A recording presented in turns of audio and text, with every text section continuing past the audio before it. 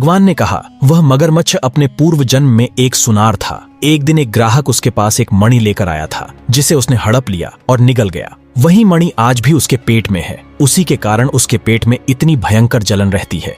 यदि उसके पेट से वह मणि निकाल दी जाए तो उसकी जलन पूरी तरह समाप्त हो जाएगी। यह सुनकर चौधरी ने कहा, हे भगवान, अब मेरा चौथा सवाल यह है कि जब मैं नदी पार करके थोड़ी दूर आया था तो मुझे एक पीपल का पेड़ दिखाई दिया।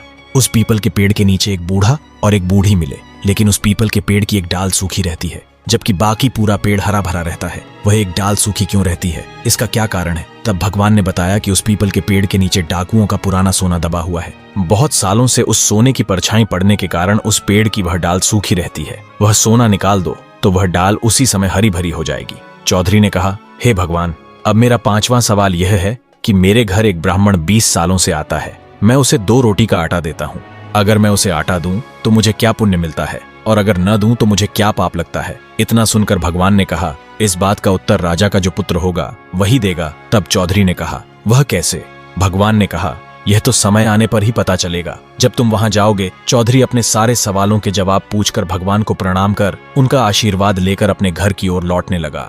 रास्ते में उसे वही पीपल का पेड़ दिखाई दिया, जिसके नीचे बूढ़ा और बूढ़ी बैठे थे। उन दोनों के पास गया। बूढ़े ने पूछा, क्या भाई, तुम्हें भगवान मिले?